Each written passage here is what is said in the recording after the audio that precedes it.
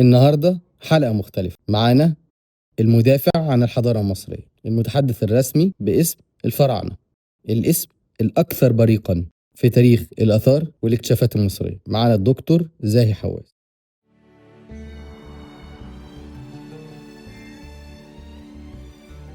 انت لو سافرت بره وقلت انا مصري، ما فيش عندك حاجه تفخر بيها غير ان انت من بلد الاهرامات. يوم 1 نوفمبر مصر هتكون على قمه هذا العالم، ما تلاقيش مثالها ست كل عصر. السائح اللي جاي دلوقتي لازم يزور الثلاث متاحف، ما يقدرش يسيب متحف واحد، لان هيروح الحضاره يشوف المومياوات، هيروح المتحف المصري عظمه الفن المصري القديم، تماثيل لا تتكرر، ومتحف الكبير اللي هو توت عنخ امون. لا يوجد في الاثار اي حاجه خاصه بفرعون موسى اطلاقا. انا متاكد ان بعد ما نطلع البودكاست بتاعك ده هتلاقي ناس بتشتمني. انا في 2005 صفرت 80 قطعه بسيطه جدا، جبت 120 مليون دولار لمصر. فاتك نص عمرك يلي ما شفت مصر، ده التاريخ في مصر والهرم في مصر والكرم في مصر.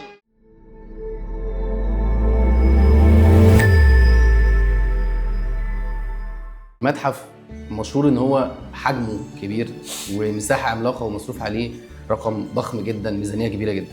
ايه اهم الاثريات او ايه اهم المعارض في المتحف؟ هو شوف، احنا لما فكرنا من 2006 وعشان نعمل متاحف في مصر، احنا بنينا 22 متحف جديد من 2006 من 2000 وخلصوا كلهم، وبعضهم افتتح بعد انا ما مشيت. ده من ضمنهم متحف الحضاره. لا، ما لسه هاجي القاهره. فلما جينا بقى نفكر في القاهره، لان المتحف المصري في التحتيت لا يمكن الاستغناء عنه، لانه متحف جبار في عظمه الفن المصري القديم اللي لا يمكن تلاقيها في اي مكان تاني. فقلنا احنا هنبني متحفين تانيين، متحف الحضاره وده بيتحدث عن حضاره مصر، والبطل في متحف الحضاره هو القصه الروايه مش الاثر. لكن انا قلت عشان متحف الحضاره ده يتشاف، فجبت المهندس الياباني وقعدت معاه واتفقنا ان احنا نعرض المومياوات لاول مره في المتحف ده، ونعرضها بطريقه مش تخوف السائل. يعني انت ما تدخل المومياوات في متحف التحرير تلاقي الاطفال بيصرخوا لما يشوفوا الموميا، والناس بتبص لها بطريقه مثيره. لكن انا قلت لازم نعملها بطريقه تعليميه. ليه؟ لان انا شفت حاجتين في حياتي. الحاجه الاولانيه، وانا شاب صغير كنت مرافق للاميره مارجريت اخت ملكه انجلترا، فاحنا في المتحف المصري شافت موميا رمسيس الثاني، خبت عينها وطلعت تجري. يا ست هانم انت بتعملي كده ليه؟ قالت لي انا ما بحبش اشوف بني ادم ووشه بالشكل ده.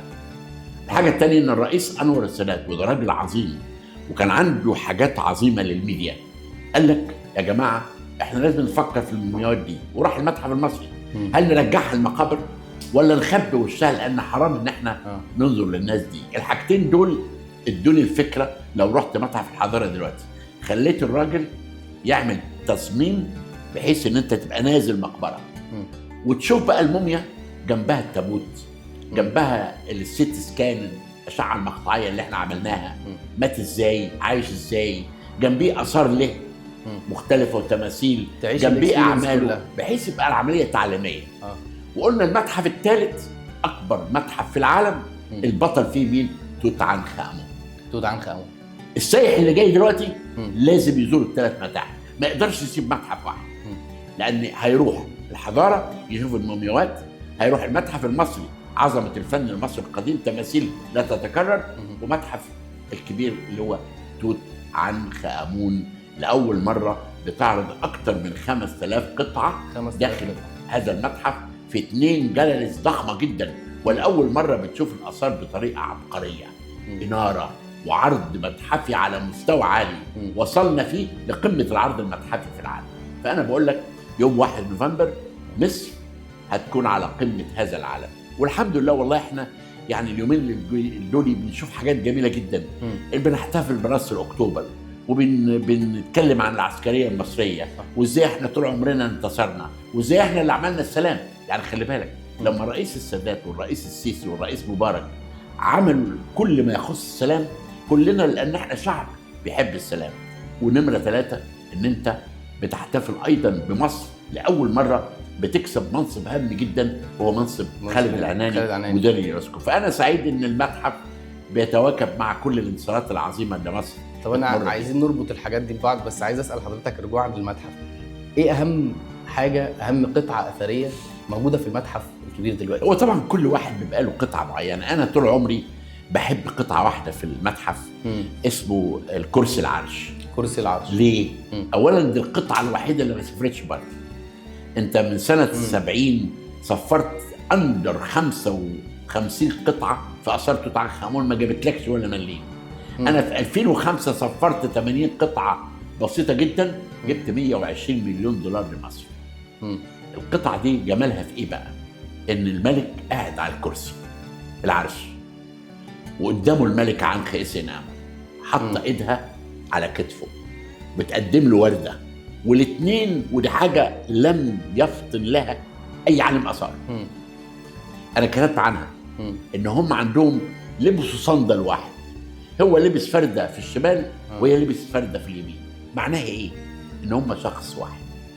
فهذا الكرسي العرش جمال صنعته، الصنع بالستايل بتاع العمارنه والستايل بتاع الاسره 18 امون، وايضا بيبين قصه حب بين ملك وملكه سنهم ما زادش عن 13 14 سنه. طب رجوعا لدكتور خالد عناني والمنصب بتاع اليونسكو، المنصب ده حضرتك شايف يقدر يفيد مصر في ايه؟ يقدر يروج لمصر في ايه؟ لا هو شوف، اما انت تكون مدير اليونسكو ما تقدرش تبقى منحاز لبلدك اطلاقا. انت وزير ثقافه وتعليم واثار العالم كله. ما تقدرش تقول انا هدي لمصر ايه، لا انت هتدي للعالم كله.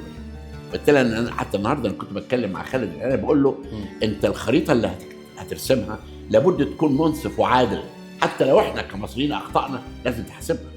احنا عندنا اخطاء في الاثار كتير جدا، يعني ارجو ان اليونسكو تحاول تعالجها معانا. بمعنى ايه اخطاء في اثار؟ يعني انت في سينا في اعتراضات على الاوتيل اللي اتبنى والمش عارف ايه، وفي القاهره الاسلاميه على المقابر اللي بتتهد. في اليونسكو معترض على الحاجات دي كلها. والهرم لما عملت الكوبري اللي بيربط المتحف بالهرم ده غلط. يعني الحاجات دي كلها طبعا اتعملت، لكن اليونسكو معترض عليها. خالد طبعا موقفه ما يقدرش يجامل طبعا. لا انت دلوقتي لا تمثل مصر، انت بتمثل مصر كسبت، والحكومه المصريه ساعدتك. يعني احنا الدوله ادارت هذا الملف باحترافيه شديده جدا. ما حصلش قبل كده ان اداروا ملف بالشكل ده. اولا يعلنوا المرشح المصري قبلها 2.5 سنين، يخلوه يسافر 65 بلد، 65 سفير لنا هناك يشتغل على اعلى مستوى. مصر اضطرت تقول له خد تذاكر وسافر ببلاش.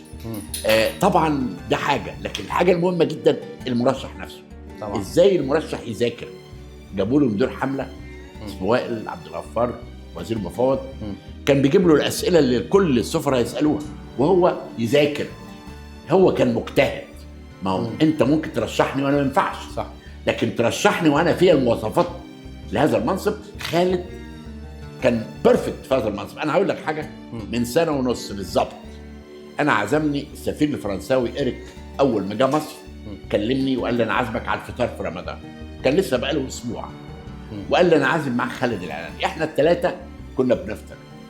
اول دوله السفير قال لي بالنص احنا هندي صوتنا لخالد العناني.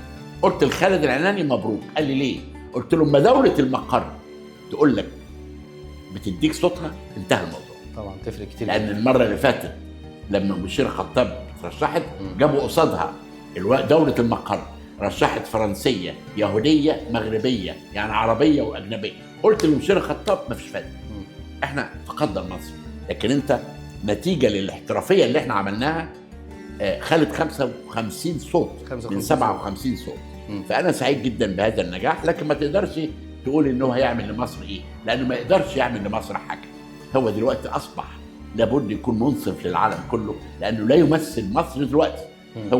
هو خد الوظيفه دي عشان مصر، لكن ما يقدرش تقول عليه ممثل مصر، لان لازم يكون منصب لكل دول العالم. ما يقدرش. وده يعتبر فايده لمصر لما هو يبقى ممثل طبعا. انت لاول مره من سنه 45 اليونسكو ده انشئ، بقالك 80 سنه مفيش عربي خدها، مفيش عربي اصلا، اول مره، اول عربي مصري والتاني افريقي. فدي حاليا حاجه تبسطنا جدا. لكن انا عايز اقول لك برضو ارجع لحاجه مهمه جدا، والحاجه دي سبب مباشر في ان احنا ما بنطلعش فوق. يعني انا اقول لك انا متاكد ان بعد ما نطلع البودكاست بتاعك ده هتلاقي ناس بتشتمني بلا سبب. يعني انت عندك كده ما اعرفش، انت عندك حقد في بعض الاشخاص بيحقدوا على البلد. طب ده تربيه ولا ثقافه؟ لا ظروف بقى مش عايز اتكلم فيها. ماشي. السبب المباشر ان احنا فينا دي، احنا الدوله الوحيده. انا عمري ما قعدت مع حد بره ولفيت العالم كله ولقيت حد بيتكلم على حد غير هنا. انا عمري ما ببصش في الانترنت، انا عندي ناس ماسكين الحاجات بتاعتي، لكن عمري ما ببص. لكن انت هقول لك حاجه، احمد زويل لما جه وخد جائزه نوبل، ده بتاع نسوان، ده مش عارف ايه، طلعوا عليه البدع. محمد صلاح بهدلوه. انا انا اتعمل فيا اللي ما اتعملش في حياتي. انا عايز اوصل لايه بقى؟ انت قبل ما خالد يحصل التصويت، مجموعه من المصريين بعتوا عريضه ل 149 دوله يقولوا له ده صفته وبوظ الاثار ودمر معرفش ايه وعمل بيضربوا الدكتور خالد. وعمل ايه؟ وقاموا باعتين دي ل 149 دوله. 149 دوله. خالد كلمني، قلت له شوف اتعلم مني. قلت له انا طول عمري زي القطر ما بصش ورا، عمري ما ابص قدام. كل دقيقه في حياتي لها ثمن، انا مش ممكن اضيعها في واحد تافه بيشتمني يشتم. لكن انا بعمل حاجات لبلدي وبعمل حاجات لنفسي بتوصل لبلدي في نفس الوقت. بص قدامك. النهارده قلت له حاجه، النهارده بقول لي ايه بقى؟ قال لي تصور واحده اسمها كذا وواحد اسمه كذا بيقولوا ازاي ينتخبوه، ازاي ده ينجح، ده عمل كذا وكذا. قلت له يا دكتور اوعى تبص، انت تفكيرك دلوقتي الخريطه العامه اللي انت هتقود بها العالم. انت وزير ثقافه العالم، وزير تعليم العالم، وزير اثار العالم. تبص لواحده بتشتمك، ده لازم تشتمك. قلت له انا عمري ما بقوم الصبح ولاقي حد يكلمني ويقول لي فلان شتمك ببقى مبسوط. قال لي ليه؟ قلت له لان انا يبقى عملت حاجه كويسه. فانا بقول لو احنا كمصريين بعدنا عن الحقد ده وبصينا لكل واحد يبص هو عمل ايه، ما تبصش لغيرك. يعني انت بتعمل بودكاست ما تقولش ده فلان ده بيعمل بودكاست احسن مني، انت لازم تبدع في اللي انت بتعمله عشان توصل للقمه. مظبوط. عايز اخد بقى حضرتك من حته القمه دي للبيرسونال براندنج بتاعت حضرتك، او الهويه والصوره الذهنيه اللي حضرتك بنيها لنفسك بشكل يعني اكثر من رائع وفريد. مفيش حد في الحته دي. ازاي حضرتك قدرت توصل؟ لا شوف، هو حاجتين. اتفضل. الحاجه الاولانيه ان انا عشقت الاثار. اول تمثال كشفته في حياتي لافروديت الهه الحب والجمال عند اليونان، وانا بردف عليه قلت عثرت على عشق فعشقت الاثار. العشق ده من بدايه، انا من سنه بالظبط حاجه و70 يعني بعد ما اشتغلت ب5-6 سنين. المهم الحاجه الثانيه بقى ان انت ازاي كلمه زي القطر ما تبصش وراك ابدا. وانا عمري ما خدت قرار وندمت عليه. نمره 2 التواضع. الانسان انا بعجب بسواق، مفيش بني ادم غلبان يقابلني ويكلمني غير ارد عليه. اي حد يكلمني في التليفون برد عليه. لازم انت تبقى داون تو ايرث مع الناس. مهما توصل لازم تبقى تواضع. بس الحاجه الاخيره بقى المهمه جدا التيم وورك. ازاي انت شوف نوبل، زويل خد نوبل ازاي، او اي واحد بياخد نوبل ازاي؟ لانه وراه جيش فريق بيشتغلوا. انت عارف انت هنا لو عملت التيم وورك ده وكتبت كتاب يقول لك احنا اللي كتبنا الكتاب. لا، طب ما كان ممكن، طب ما كتبتوش انت ليه؟ فاذا الانسان لما يعمل من خلال التيم وورك. ودايما انا لما كنت ماسك الاثار امين عام او وزير الاثار بجيب اقوى ناس حواليا، ما اخافش من حد. للاسف الشديد انا اعرف مسؤول دلوقتي كل ما يلاقي واحد كويس يكرهه ويحاول يدمره. انا مش عارف ليه. انا بقول له انت عشان تنجح كل الناس تكون جنبك. انا كان جنبي عمالقه في كل حاجه، في الاثار المصريه الاسلاميه، في المشروعات، ناس عمالقه واقوياء. هم بقى قووني. والمثل الثاني بقى اللي عمله فاروق حسني. فاروق حسني سبب نجاحه ان كان حواليه 20 وزير، 20 واحد قوي جدا. فانت عشان تنجح التيم وورك والناس اللي حواليك كلها اقوياء. كل العوامل دي مهمه جدا، وان انا ما بردش على حد، ما تدخلش في معركه مع حد. انت بتشتمني اشتم، لكن انت لو جيت عند نزاهتي وضميري اخدك للقضاء، لكن تشتمني ومش عارف ولا يهمني.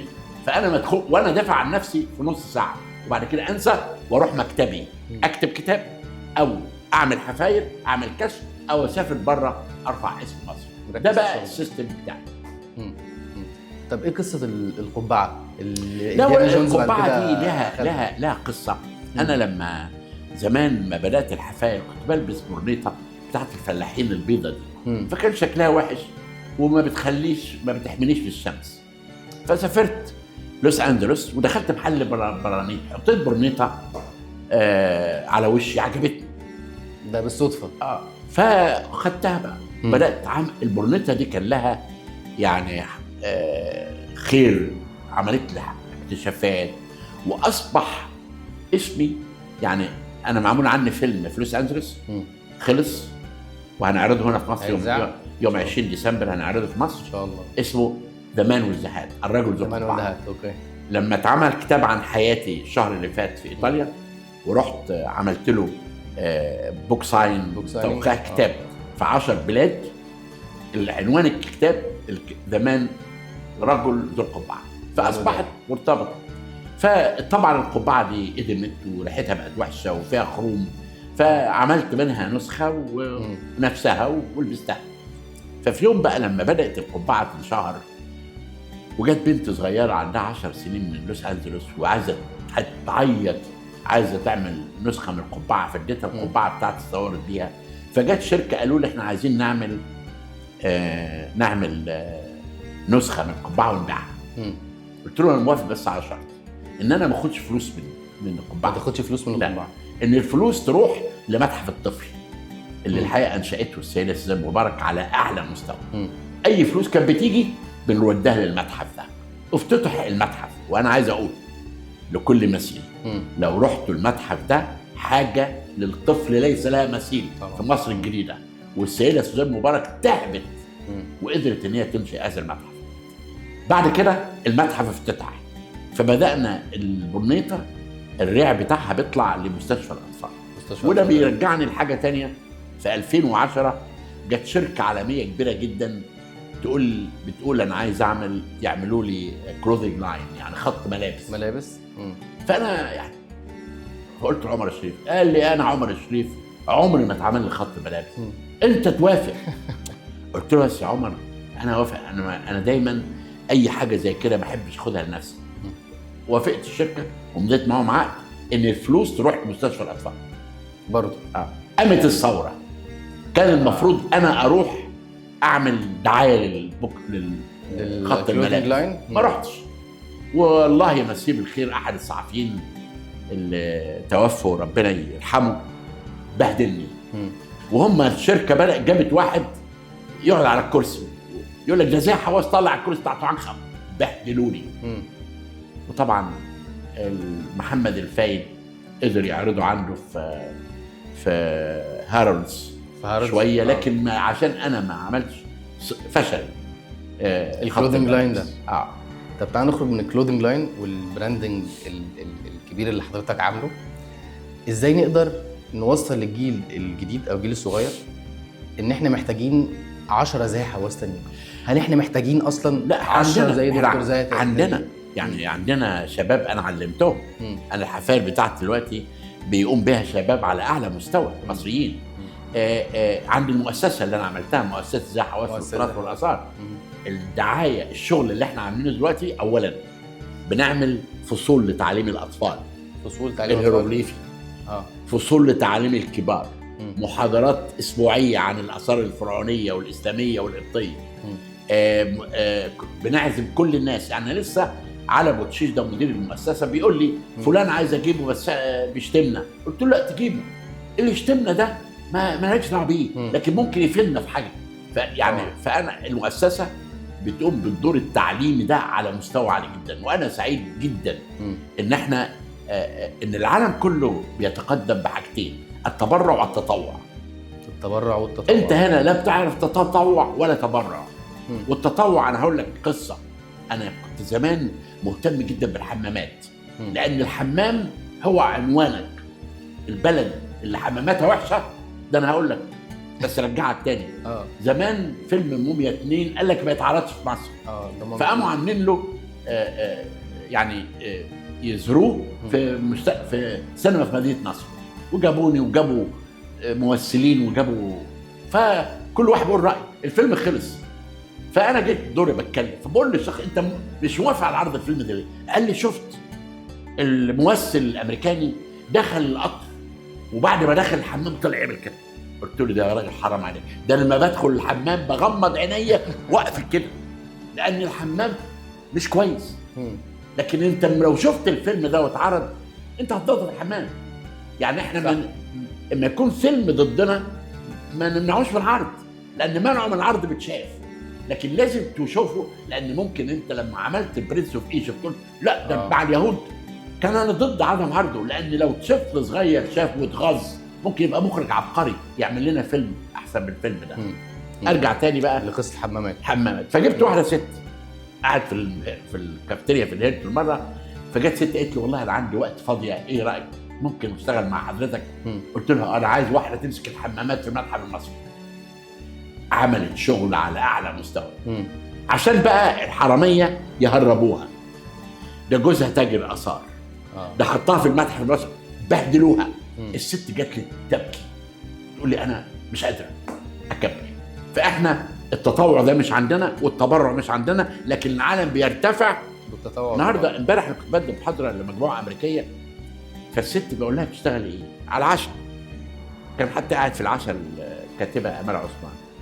قالت لي انا ممرضه واستحلت على المعاش، بس دلوقتي الوقت الفاضي بتاعي بروح اساعد فيه في المستشفى بالمجان. الست عندها وقت فاضي بعد ما خلصت بتساعد. ده الشعب اللي بيعين الحكومه بتاعته في بلده.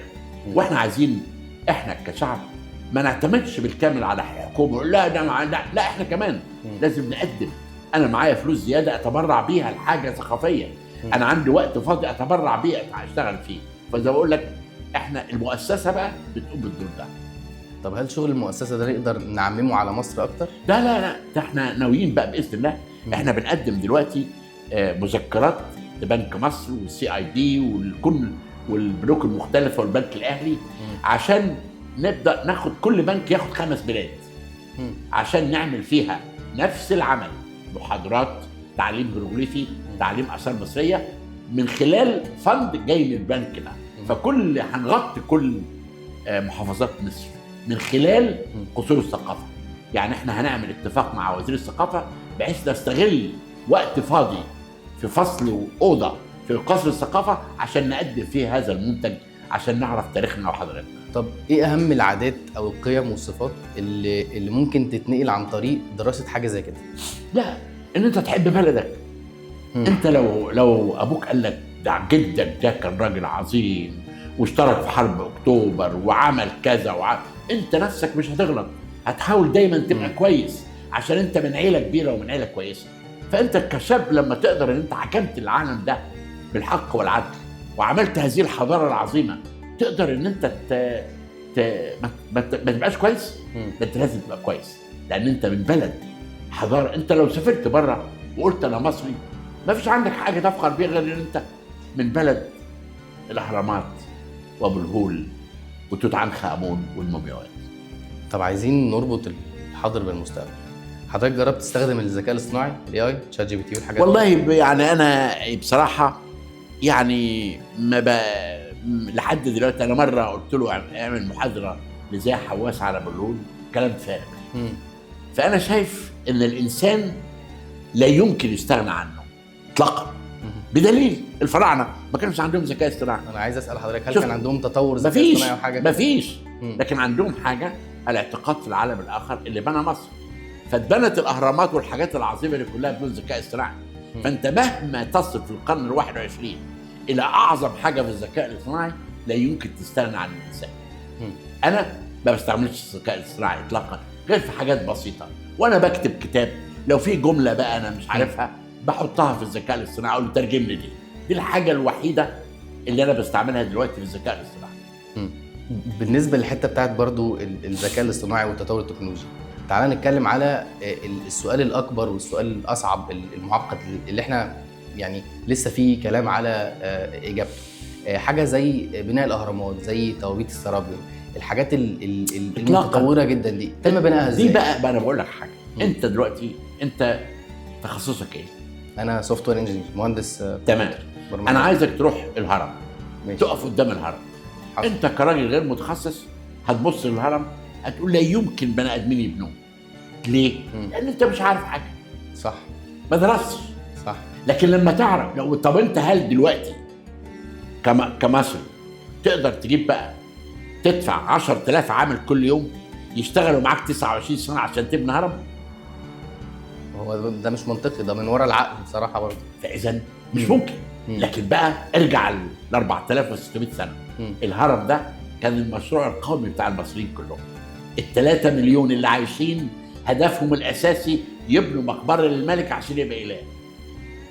نمره 2 احنا مفيش حاجه اسمها اسرار الاهرامات، احنا كشفنا كل ما يخص بناء الهرم.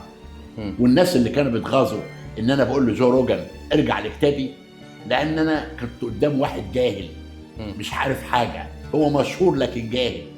انت ما تقابلني انت قبل ما تقابلني 100% درست انا قلت ايه وعملت ايه. طبعا هو ما درسش، راجل جاهل، فانا بهدلته. وعشان كده قال ان ده اسوأ بودكاست عمله في حياته. هو قال كده ايوه. وانا قلت في الصحافه الامريكيه والتلفزيون ده اسوأ بودكاست انا اتكلمت قدام واحد جاهل. لكن انت لو شفت البرنامج الساعه ونص هتلاقي ان انا بدافع عن الحضاره المصريه وبقول له بعرفه جاهل ارجع لكتابي. انت ما قريتش كتابي ليه؟ انت ازاي تعمل معايا بودكاست وما تقراش كتابي؟ في هذا الكتاب احنا قدمت كل الادله اللي بتثبت الهرم اتبنى ازاي. نمره 2 تعالى بقى لنقل الحجاره اللي هي مشكله. بص على المقابر، عندنا مناظر لعمال بينقلوا 60 طن تمثال. بص على معبد الملك حتشبسوت في دير البحر، كل الخطوات قطع المسلات من محاجر الجرانيت في اسوان ونقلها ايام الفيضان للاقصر. تعالى بقى دلوقتي معانا اما بنطلع مقبره، انا لسه قريب طلعنا بير، نزلت بالحبل جوه البير 20 متر، لقيت باب، فتحت الباب، العمال جت 2 عمال فقط، واحد اسمه عمار ومعاه عامل. التابوت كان مقفول من 4000 سنه، قلت لهم افتحوا لي الغطا 10 طن. عندهم آلة اسمها ذا ديفل. بقول لهم اسمها كوريك يعني ذا ديفل ليه؟ قالوا لي ما نعرفش، قالوا لنا كده دي حاجه فرعونيه. بيحطوها تحت الليد ويبدا يطلع كده، تمام، يلاقي يطلع سبيس وحاطط قطعه خشب مور لما يطلع لنص متر. يعني المصري القديم ما كانش بيستعمل عضلاته، كان بيستعمل مخه. عشان كده تعالى بقى الهرم، في برديه بتتكلم ازاي اتبنى الهرم، محدش يعرف عنها حاجه. في عندنا طب البرديه دي هل منشوره في حته؟ منشوره في العالم كله من 2017. اعظم كشف في العالم اسمها برديه وادي الجرف. عندك فوق الحجرات ال5 اسماء العمال اللي كانوا بيبنوا الهرم. العام ال13 بحكم الملك خوفو. يعني انت لما تقول الهرم ده بناه باب قول لي السبب، ما عندكش سبب واحد، لكن انا اقول لك 20 سبب ان ده كان المشروع القومي بتاع مصر كلها.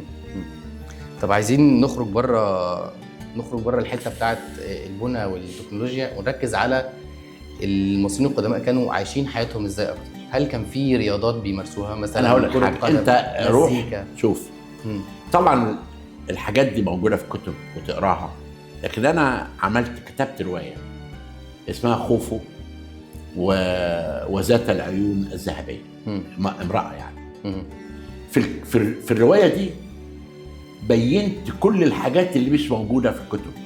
ازاي المصري كان بياكل ايه، بيحب ازاي، اما بروح يشرب في خانه سموها يعني الخماره دلوقتي. اوكي. اما بيروح الماركت بيعيش ازاي، اما بيحب ازاي. حطيت تصور كامل، تصور درامي لحياه المصري القديم من خلال دراساتي. فحبيت احطها في شكل درامي حقيقي، مش تأليف. بس دي مش احداث واقعيه اللي لا مش احداث. انا الروايه جبت الناس الحقيقيه كلهم، لكن الروايه دراما. بس بالدراما انا خوفه ده انا كتبت عنه كتب كتير جدا وعملت مقالات كتير جدا وعشت قدام الهرم، فاصبح بالنسبه لي يعني اهم ملك انا درسته. فبالتالي حياه المصريين القدماء عندنا عارفين كانوا بيلعبوا رياضه. عندنا بص لو رحت مقابر بني حسن من 3700 سنه، عندنا مناظر المصارعه باصول علميه. مدينه هاب ومناظر المصارعه، الصحراء بتاعت منف الامراء كانوا بيتدربوا فيها كلها على الجري وعلى الرمح وصيد الحيوانات المتوحشه، بالنيل والتأديف، الحب بيحبوا بعض، جواز بيتجوزوا، في طلاق. كان في رياضات معينه غير المصارعه؟ يعني كان في مثلا اي حاجات ليها علاقه بالكوره؟ ما انا بقول لك لا، في عندنا الكوره من الدوله الحديثه الستات كانوا بيلعبوا كوره. عندنا زي كره القدم، تشبه كره القدم بس بيلعبها الستات ما شفناش رجاله. كل انواع الرياضه، التعطيل، السيف، التنشين، الحاجات دي كلها المصري القديم عرفها. عشان كده كانوا بيهتموا بصحتهم جدا، عشان كده برعوا في كل فروع العلم. طب المزيكا والفن عندك بقى. انا لسه امبارح كنت في مؤتمر مهم جدا اسمه صدى الاهرامات، جايبين فرق موسيقيه عالميه ومصريه بتعرض جنب الهرم، ودي حاجه جميله جدا. لاول مره انت من خلال الموسيقى دي ممكن تطلع الموسيقى بتاعتنا العالميه من خلال الهرم. كان عندهم ما كانش بقى فيه نوتة موسيقيه، يعني انت بص الفلاح وقاعد في الارض بيضرب فلوت، ما عندوش نوتة موسيقيه، بس هو بيدي اللحن. بص في حفله واحده بترقص وواحد بيطبل، هو اللي بيعمل اللحن. فعندنا كان الهارب والطبله والفلوت، كل الالات الايقاع دي آلات كانت مصريه موجوده. وعندنا بقى حفلات كانت بتقام بيشربوا فيها ويسمعوا اغاني ورقص. واجمل يعني نكته دايما في حفله، كان في جماعه ستات في حفله، ففي واحده ست قاعده بتشرب نبيت، فطلبت من واحده جنبها من فضلك اديني، ده بالهيروغليفي، دي نكته مكتوبه بالهيروغليفي مش نكته يعني حصل حدث. بتقول لها من فضلك اديني كاس من النبيت عشان زوري جاف. التانية قالت لها يا ستي انت شربت 16 كاس دلوقتي، اديني بقى الكاس ده.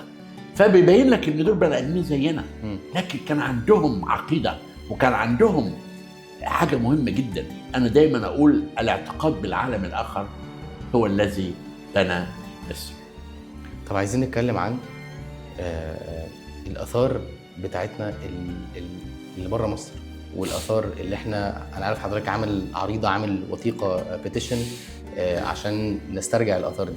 عايزين نتكلم عنها، واحنا البيتيشن دي احنا هنحطها في الكومنتس على السوشيال ميديا عشان الناس تشارك فيها، لان احنا عايزين نوصل لمليون او نعدي المليون ان شاء الله. شوف، اولا لازم تعرف ان اغلب الاثار اللي موجوده في المتاحف العالميه اغلبها طلع بطرق قانونيه. ازاي طلع بطرق قانونيه؟ نمره واحد، زمان البعثات الاجنبيه اللي بتشتغل كانت بتاخد 50% من الحاجات اللي اكتشفها وتوديها المتاحف. نمره اتنين، اثارنا الغير مسروقه كانت بتباع رسميا حتى عام 83. فانت كنت بتطلع اثار تروح اي واحد، انت عندك اثار في بيتك تروح المتحف تاخد ختم ان هي مش مسروقه وتبيعها.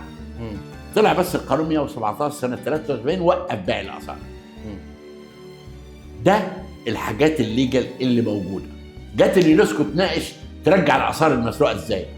قال لك اي حاجه قبل 1970 ما ترجعش اصلا نهائي.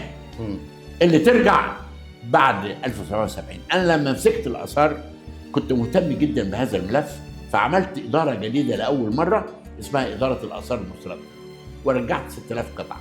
6000 قطعه. لكن قلت بقى يا جماعه، بعت جوابات في 2010 للمتحف البريطاني، ممكن نستعين منكم حجر رشيد لمده 3 شهور في افتتاح المتحف. كنا هنفتحه في 2015. يا لوفر ممكن نستعين منكم القبه السماويه 3 شهور. يا برلين ممكن نستعين دراسه نفرتيتي. كلهم قالوا لا. فعملت عباره في الصحافه بالظبط، I will make their life miserable. اخلي حياتهم جحيم. وفعلا انا السبب في اختياري عن طريق تايم ماجازين في 2006 as top 100 بالعالم كله، سببه اللي انا عملته في هذه المتاحف. بهدلتهم دي عملتها حاجاتنا واثارنا. بقول لك يا استاذ استعيرها 3 شهور، تقول لي لا وانت بتبهدل فيها وبتعمل وبتعمل وبتعمل. فقلت لازم ارجعها بقى. في اول قطعه عملت مكتب وجبت فولنتيرز من العالم كله، بدانا ندرس ازاي نفرتيتي طلع، وبعت اول جواب لبرلين رسميا بموافقه رئيس الوزراء في هذا الوقت ارجع راس نفرتيتي. ردوا عليا في 2 يناير 2011 وانا امين عام الاثار. ده قبل الثوره على طول. لا قبل الثوره. قالوا عايزين الجواب ده يتمضى من الوزير المختص. انا بعت الجواب في 2، جالي الرد في 28 يناير في وسط المعمعة. الرد ده كنت انا بقيت وزير لكن ما كنتش فاضي بقى. الناس بتشتمني وتهمني اتهامات باطله وبهدلوني العربيه اللي انا وانا ماسك الاثار. انا ببقى يعني عنيف جدا في اي حد يمد ايده او اي حد يعمل خطا جامد.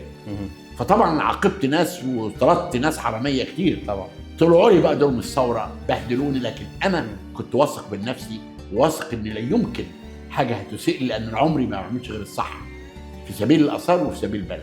المهم طبعا انا مشيت بقى بعد كده، قلت لازم اكمل المشوار، فقمت عامل الوثيقه الاولانيه لحجر رشيد والقبه السماويه موجوده في الانترنت دلوقتي، والوثيقه الثانيه من خلال المؤسسه زي حواس للتراث والاثار لراس نفرتيتي. احنا هنبدا الاسبوع الجاي باذن الله، الشباب هينتشر في الشوارع والمتاحف عشان يخلي الناس توقع. الحاجه الغريبه جدا ان يمكن دلوقتي حوالي 500,000 للوثيقه، الغالبيه اللي مدوا تخيل اجانب مش اكثر من المصريين للاسف. طب دي مشكله وعي ولا مشكله ما يعني احنا دايما كمصريين ما بنهتمش، رغم ان احنا اما بتكون عندنا قضيه ضد واحد كنا نتجمع ونشتم فيه ونبهدله. طب يا جماعه انتوا عندكم قضيه قوميه، ادخل على الانترنت وقع عشان نصل للمليون، وعندي محامي فرنساوي متطوع هنبدا نقلب العالم كله. وانا كنت سعيد جدا لما رئيس فرنسا ماكرون قال لك ان احنا سرقنا اثار افريقيا، سرقناها بالدم وبهدلناهم، ان الاوان نرجع الاثار دي تاني. وانا عايز اقول لك حاجه، انا سعيد جدا ان اللي انا بقوله لك ده الرئيس عبد الفتاح السيسي مرتين يبعت لوزاره السياحه والاثار يقول لهم تم ايه في اللي بيعملوا زي حواس في عوده الاثار. الرئيس مهتم بالقضيه جدا، وانا سعيد جدا بكده. يعني للاسف ان اللي بيروح للجوابات دي ما بيهتموش، ما بيعملوش حاجه. طب احنا ايه الخطوات اللي احنا ماشيين عليها يعني بعد البيتيشن؟ انا لسه الاسبوع الجاي بعد البيتيشن لما تكتمل ان شاء الله هبدا عن طريق المحامي اقدم مطالبه شعبيه رسميه الى هذه الدول بعوده الاثار، ونبدا نخلي الاعلام يقف معانا ونبدا بكامبين ضخم جدا. طب تعال نخرج بره الاثار وتعالى ندخل في حته فيها لغط شويه وفيها كونتروفيرشي. عايزين نفهم هل في ربط ما بين الاثار او في اي حاجه برديات او اثار بتدل على رحله سيدنا موسى والخروج ده بقى سيدنا يوسف وعزيز مصر او شوف اتفضل. ده شيء لازم تعرفه. لا يوجد في الاثار اي حاجه خاصه بفرعون موسى اطلاقا تماما. مفيش انا لما قلت كده للاسف سواء اليهود او المسلمين خدوا يعني الاول ولا تقربوا الصلاه وبدا الجانب اليهودي زي حواس لا يؤمن بالتوراه وبكره اسرائيل، والجانب المصري الجماعه بتوع الازهر بهدلوني. طب قول لي ما اعرف ليه؟ طب ليه ما فيش في الاثار حاجه؟ لان الملك عشان يبقى اله لازم يهزم اعداء مصر، ده من ضمن الخمس حاجات يعملها، منهم حاجه في شروط عشان الملك يبقى اله. اللي هم طب ممكن نعرف الخمس شروط الاول؟ نمره 1 يبني مقبره لنفسه، يبدا معابد يتعبد فيها هو والالهه، يوحد مصر العليا والسفلى، يقدم قرابين للالهه، ويوحد ويهزم اعداء مصر. موسى عليه السلام هزم الفرعون. تمام. لا يمكن ابن الفرعون يسجل هذا الحدث اطلاقا. تسجيله يخلي الفرعون ما يبقاش اله. بس احنا مش عارفين ده كان في انهي حقبه. استنى ما نعرفش، بقول لك ما عندناش فكره. انا بقول لك القانون. فاذا لا يمكن لا على معبد ولا مقبره تسجل اي حاجه خاصه بسيدنا موسى وقومه، لكن عندنا لوحه بتثبت وجودهم. في لوحه بقى لوحه المتحف المصري اسمها لوحه اسرائيل او لوحه النصر او لوحه مريم بتاعها، فيها نص من شاعر بيمجد في مريم بتاعها ابن رمسيس الثاني. انت راجل عظيم وعملت وعملت وعملت وشعب اسرائيل ابيد وانتهت بذرتهم. مم. طبعا لا يمكن شاعر هيمجد في ملك ميت، مم. بيمجد فيه وعايش. فاذا الخروج حصل قبل من الانبتاح، مين ما نعرفش. وبعض الناس بيقولوا كلمه اسرائيل اللي على اللوحه دي مش هي اسرائيل، لكن انا بقول لك الترجمه اللي عملها بتري اللي كشف عالم الاتصالات الانجليزي اللي كشف هذه اللوحه. عندك بقى منظر تاني عن سيدنا ابراهيم. في منظر في مقبره في مصر الوسطى 37 اسيوي بدقن زيك كده ولابسين ملابس مزركشه. الدقن دي مش مصريه. الملابس الزاهيه دي مش مصريه. دول ناس من فلسطين. رئيسهم اسمه ابشا. قال لك ابشا ده ممكن يكون سيدنا ابراهيم، لكن ما فيش دليل. قصه تانية عن سيدنا يوسف. عندنا نص في جزيره سهيل في اسوان بيعود للعصر الروماني. بيقول ان الملك زوسر قاعد زعلان عشان الفيضان ما بيجيش، فكلم وزيره امحتب قال له قدم قرابين للالهه اللي بتشرف على منابع النيل. وراح الملك ينام، فقال له الاخ قال له ده انا اللي بشرف على منابع النيل، قدم لي انا القرابين. قدم القرابين وما يجد. لكن هي قصه زي سيدنا يوسف بالظبط، لكن بتوع العصر الروماني مش عارفين هل دي نسخه من حاجه قديمه ولا لا، ما عندناش دليل. فده كل ما يخص انبياء الله اللي جم مصر. بس مفيش توثيق للفتره الحقبه بتاعت السبع سنبلات والسبع بقرات. ما انا بقول لك كل ده كلام ماليش دعوه بيه، ده كلام موجود في الاديان. انا بكلمك دلوقتي في الاثار في ايه اللي قلت لك عليه بس اللي هو موجود ده. طبعا ناس كتير جدا بيألفوا بقى، يقول لك مين فرعون موسى؟ لا ده كان اسمه فرعون، لا يمكن يكون اسمه فرعون، لان عندنا ملك اسمه خرطوش وجنبيه كلمه فرعون برعه. يعني انت خزعبلات وكلام ليس له اي صفه علميه بيتم من بعض الناس المتخصصين والبعض الغير المتخصص. طب ايه اكتر خرافه او اكتر حاجه مغلوطه المصريين او الشعب المصري فاهمها عن ده تاريخ الحضاره المصريه؟ هقول لك حاجه، المكالمات التليفونيه. تعالى يا محمد يجي لك مكالمه عشان امك هتوزع التركه، تقوم انت طماع تتكلم، يضحكوا عليك وينصبوا عليك. فخلصت الحكايه دي. بدا بقى يطلعوا على الموبايل يبعتوا لك رساله عليها اثار في الميه.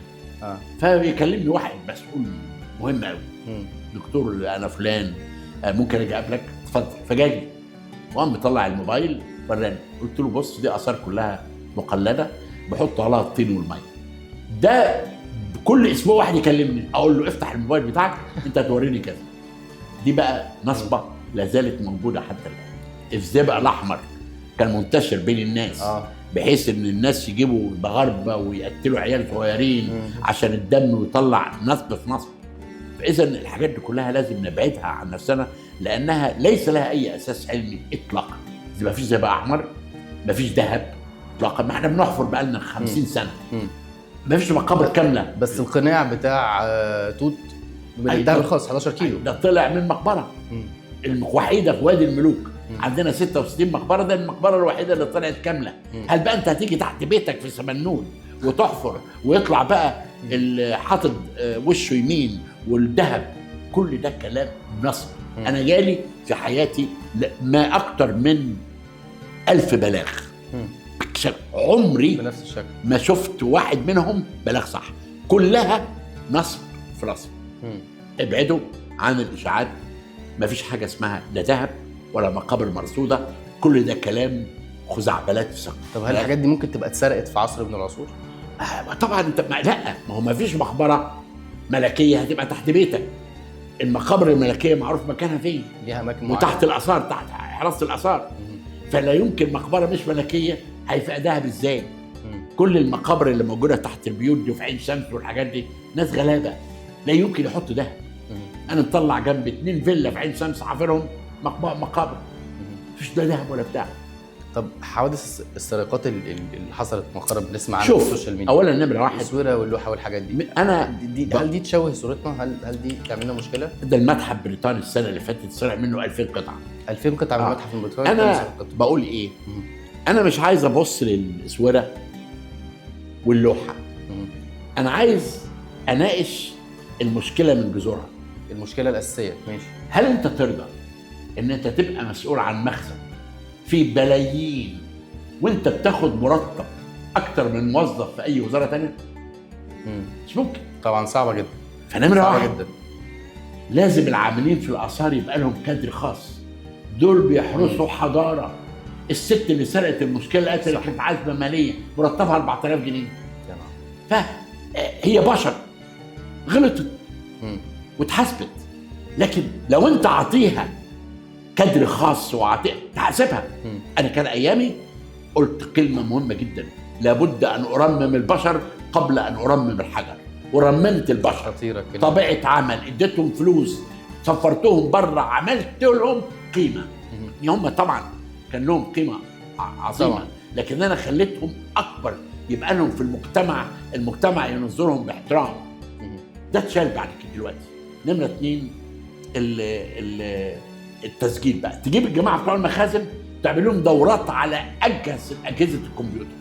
نمره 3 ترميم ما هو موجود في المخزن، بحيث المخزن ما يبقاش مقفول، ده يبقى مخزن متحفي يتفتح كل يوم. وانا كمان في حاجه مهمه جدا، انا دايما من ايام الدكتور خالد العناني وقلت له لما مسك السياحه، قلت له يا دكتور خالد السياحه عدو الاثار. السياحه عدو الاثار؟ مش دول بيسبورتوا بعض اطلاقا. اطلاقا ما ينفعش اللي ماسك السياحه يمسك الاثار، لان ماسك السياحه عايز يعمل مشروعات سياحيه ممكن يضر الاثار. وحصل في ضرر الاثار كتير جدا. لابد فصل السياحه عن الاثار، ومش ممكن تجيب واحد برضه وزير مش فاهم في الاثار يرأس الامين العام، هيتخانقوا مع بعض ويبقى في مشاكل، وده اللي بيحصل. لابد من فصل الاثار، وما تبقاش وزاره اطلاقا، غلط. ممكن تبقى مؤسسه او هيئه تابعه لمجلس الوزراء او تبع يعني يبقى لها استقلاليه، عشان الامين العام اللي ماسك ده كاثري ما يجيش واحد غير متخصص يتدخل في عمله. مفهوم. فدي كلها حاجات لازم تتعمل عشان توقف السرقات. لكن برضو عايز اقول مصر هي اقل دوله بيحصل فيها سرقات الاثار. اولا فيها حراس الاثار، فيها شرطه للاثار والسياحه بتقوم باعلى مستوى من حراسه المناطق الاثريه. فانت عندك الحقيقه نظام غير موجود في اي بلد تاني. فبرضو ما تخافش من الاثنين اللي اتسرقوا، لان المتحف بريطاني مؤمن على اعلى مستوى. السنه اللي فاتت اتسرق منه 2000 قطعه اثريه. دكتور زاهي، عايزين نسمع عن قصص مختلفه من رحلات اكتشاف حضرتك. هل قابلت حاجه زي الكلام بتاع لعنه الفراعنه مثلا؟ لا قابلت حاجه لعنه الفراعنه دي مش وظهر لك حلم، ظهر لك حاجه لا يعني ممكن بيحصل في الواحد. انت قبل مثلا ما تروح تفتح تابوت ممكن تحلم باحلام بتجيلي لما اكون رايح افتح تابوت ما اتفتحش قبل كده، بحلم بالتابوت ده وبحلم فيه ايه، وساعات بشوف فيه دخان. لعنه الفراعنه مفيش حاجه اسمها لعنه الفراعنه اطلاقا. مفيش حاجه اسمها لعنه الفراعنه، كل ما يقال عنها كلام مش صح. انت لو قفلت الاوضه دي 3000 سنه وفيها موميا بتطلع جراثيم غير مرئيه. لما علماء الاثار بيدخلوا بتقرصهم بيموتوا. احنا دلوقتي بنعمل ايه؟ بنفتح المقبره لما الهواء الفاسد يخرج والهواء النقي يدخل. مفيش حاجه اسمها لعنه الفراعنه اطلاقا. لان المصري القديم لما كان بيسيب على المقبره يقول لك كل من يمس المقبره بتاعتي هتاكل التماسيح وفرس النهر والاسود. زي انت لو انا عملت في حاجه تقول والله لو انت عملت فيها ربنا ياخدك. هو ربنا ياخدني؟ هيسمع كلامك؟ هو برضه ده تمنيات من النصر. مفيش تحذيرات على الجدران؟ الحاجات اللي التحذيرات موجوده. في تحذيرات. ما انا بقول لك اهو، بيقول كل اللي هيمس مقبرتي هتاكل التماسيح وفرس النهر والاسود. زي ما انت تقول والله لو انت جيت يم ربنا هياخدك. هو ربنا بيسمع كلامك. دي تحذيرات تمنيات منهم للحفاظ على المقبره بتاعتك. ايه اللي غير في شخصيه حضرتك؟ اكتر المواقف اللي غيرت شخصيه حضرتك او في رحله حضرتك خلال الاكتشافات واللي اتعلمته؟ تمام. اولا انت لو تعرفني انا من اي كده لدلوقتي لم اتغير، لا في شخصيتي ولا في طريقه كلامي ولا في معاملتي مع الناس ولا اي حاجه خالص. فانا حياتي ما اتغيرش فيها غير عشق للاثار. وانا اقول دايما انت لما تحب حاجه مش كفايه، لكن لو عشقت حاجه صغيره بتخليها كبيره. فانا عشق للاثار خلى العالم ان انا لما بتكلم عن الاثار يعني هقول لك حاجه، انا عملت 33 محاضره في شهر مايو ويونيو ويوليو في امريكا. ما شاء الله. كان بيحضر لي 2500 واحد. وقبل المحاضره بيحضر لي 100 واحد بيبقوا جايين بس عشان يتصوروا، بيدفعوا للشركه مبالغ كبيره ويسالوني اسئله ويمضوا الكتاب. فالعشق ده انا لما بعمل محاضره ما بتكلمش كلام بابا، انا بعمل زي شو لان الاثار دي ممله. يعني انت لو فاتح التلفزيون وشفت برنامج عن الاثار هتنام، تقفل التلفزيون. انا عملت حاجه مع مخرج امريكي موجود دلوقتي في مصر، بيصور فيلم عن صدام حسين، والفيلم هيخلص اخر الشهر. بيصور 8 اجزاء عن صدام حسين للتلفزيون الامريكي. هو عمل معايا حاجه اسمها مطارده المومياوات، 11 حلقه عباره عن اكشن، عملها في حاجه اسمها رياليتي شو. وانا راجل ما اعرفش معنى رياليتي شو ايه، وجاب لي ناس حواليا هم ممثلين قدروا يتقنوا الدور ويطلع من كل حلقه معلومه للناس. البرنامج ده هو اللي يمكن شهرني في العالم كله. فاذا الاثار لازم تتشاف بطريقه جميله جدا. فده اللي انا عملته، ان انا من خلال عشق للاثار اخلي كلامي يدخل قلوب الناس. رحت ما عملت كتاب في ايطاليا، عملت توقيع في كل بلد، كان بيتعمل في اوديتوريوم بياخد 1000 واحد، كنا نلاقي ال1000 كرسي انشغل وبره في 1000. فدي حاجات هي الناس دايما بتجري ورا ستار، يعني ما بتجريش ورا حاجه، لا ده اسم بشوف التلفزيون. فانا بطلع في ايطاليا كتير في التلفزيون، فهم جايين عشان بتاع التلفزيون ده يشوفوه، لكن في نفس الوقت بستغل هذا لمصلحه بلدي. بتكلم عن السياحه، بتكلم عن امان مصر. تعالوا، عشان انا بقول دايما للناس كلها لو ما فيش سواح مش هنرمم الاثار. مش عايز اقول لهم تعالوا عشان الاقتصاد بتاع مصر، لا، بقول لهم الحاجه اللي بيحبوها اكتر، ان اي مبلغ بتدفعه عشان تيجي مصر الفلوس بتروح لترميم الاثار. دكتور زاهي، لو هنعمل فيلم عن قصه حياه حضرتك، لا اوريدي خلاص، تحب مش هتعمل. اوريدي اتكتب الفيلم في ايطاليا، حصل فعلا في بلد اسمها كاتانيا، وقابلت انا المخرج وقابلت اللي كتب القصه، والفيلم هيبدا تصويره. مين اللي يعمل دور دكتور زاهي؟ ما اعرفش، هم هيختاروا واحد ايطالي، لكن انا في مصر دايما بقول الرداد، حسن الرداد عشان دمياطي زيي وهو فممكن يقوم بالدور ده. لو رجعنا بحضرتك بآلة زمن، تحب ترجع في عصر انهي اسره او في عصر انهي ملك؟ انا زي ما قلت لك، انت بتكلم عن خوفو. لما حد امير امان الكاتبه امير عثمان كتبت حديث اسمه نجوم هذا الزمان في سالف العصر والاوان، فقلت لها خوفو، ومصطفى حسين رسم لي ان انا ملك ولابس تاج الوجهين كخوفو. فانا طبعا الاسره الرابعه وعصر الملك خوفو. ايه سر حب حضرتك ما اعرفش، انا عملت دكتوراه على الهرم، عشت قدام ابو الهول والهرم، يعني في حياتي كلها خوفو مع خوفو، فعشقت خوفو، عشان كده عملت الروايه بتاعت خوفو. طب لو دكتور زاهي عايز يدي رساله للاجيال القادمه عشان ال1000 سنه اللي جايه تبقى مختلفه عن ال1000 سنه اللي فاتت، يبقى عندنا ما انا الرساله قلتها من خلال البرنامج بتاعك، ان انا بقول لكل شبابنا وكل مصري، انت لو قريت عن حضارتك وعرفت تاريخها وعرفت اسرارها هتبدع في كل حاجه، لان انت هتعرف اصلك. فالانسان لما يعرف اصله هيفخر بيه، والفخر ده هيخليك متقدم في العلم اللي انت بتعمله. دكتور زاهي، احنا طولنا عليك انا عارف، بشكر حضرتك على وقتك، وبشكرك على صبرك علينا اللخبطه اللي حصلت النهارده. فرصه جميله جدا ولقاء شيق، بنتمنى ان احنا ندعم الشغل اللي حضرتك بتعمله والسياحه المصريه. بشكرك على كلام حضرتك. شكرا دكتور زاهي.